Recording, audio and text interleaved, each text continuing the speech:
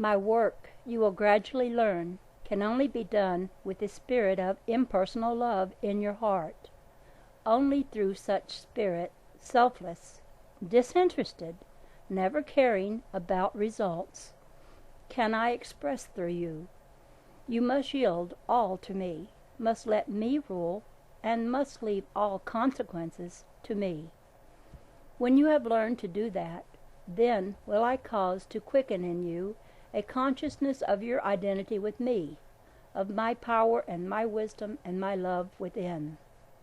Then will your personal life gradually merge into my impersonal life, and you will be conscious of all your divine heritage and of the real work I have chosen for you to do. But until your human consciousness has become merged with my divine consciousness, until you can truly know and use your divine powers, it might be better to so live that you assume to possess not powers or wisdom above your fellows. It might be better first to prove to yourself that you are able to live and to be all these things you now more or less clearly see with the inner eye, before you give them out to others as truth or as coming from God. For you know it is only the personality that sets itself up as one of authority, or as being wise in the Spirit, or one chosen of God, and as being his mouthpiece. And remember, I am in your students and followers, even as I am in you.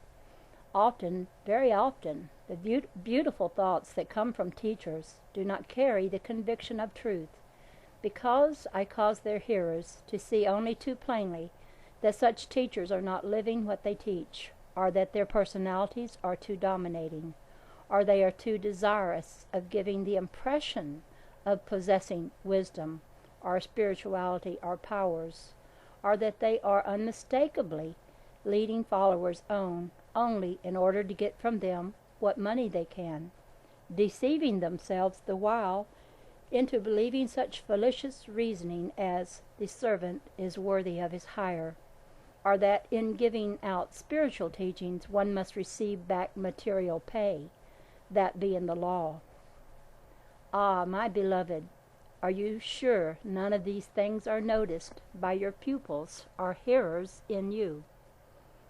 Are you sure that the money question is not occupying the most prominent place in your mind, and the desire to serve me is receiving but secondary consideration? Can you truly say that you put all material problems wholly up to me, knowing that I will always provide bounteously, that there is no fear in your heart, no doubts or questionings as to my always supplying every need, yea, every desire? If so, then is it necessary to charge or accept pay for the loving help I give out through you? Is not my servant worthy of his hire, and will I not provide? Consider the lilies of the field and the fowl of the air, who clothes and feeds them. Are you not more to me than they, O you of little faith? Listen, only as you give out of the fullness of love freely, unthinking as to reward or returns, can you receive of my bounty. But you may not accept this now. If so, it is well, for I have chosen that it be so, and that you learn the truth through other channels. You must still hold to the belief that even God's servants must live, and that in living and working on the world plane they are compelled to use the world's methods, even in spiritual work. And this is true, but not as you understand it. The time will come, however, when you have learned through trial and suffering to know my way, when you are able to see with my impersonal eyes and to know with my impersonal understanding, and can put aside altogether all personal interest in your teaching and in both the results of and the reward for such teaching, that you will know how to use the world's tools, even in spiritual work. But before that can be, I may have to lead you by the hard way up the high mountain of spiritual attainment, by the hard way of bitter experience. Yes, you can get there that way, but oh, how long and heartbreaking the journey. Perhaps you say that is the only way one can learn. No, it is only one way you can learn, the hard way. It is the personal way, and it may be necessary for some to go that way, but I seek to save you from that way. Have you not seen the sad misfortune of some of those I have thus led up into the high mountain, those who have climbed up the hard way and have fallen, even from near the summit? Yes, no one can rise so high but what he can fall, for the personality is always in evidence on that journey. It is the adversary who is opposing every step. That is what makes it so hard. So long as there is left anything of self, just so long will the personality find a way to oppose. I may lead you to the mountaintop and show you all the kingdoms of the air, of the earth, of fire, and of water, and present them to you and tell you that they are yours to use. But if you have not thoroughly purged your heart, mind, and soul of self, behold, the personality appears and speaks from behind you, and so subtly imitates my voice that you might think it is I. And when it tells you to take and use these kingdoms to glorify self, that having climbed to this great height, such is your reward, you may trust it and obey, yes, even as they who fell from their former high estate into deep outer darkness. In order that you may be saved that journey and that temptation, my beloved, I here hold out to you the far easier and simpler way.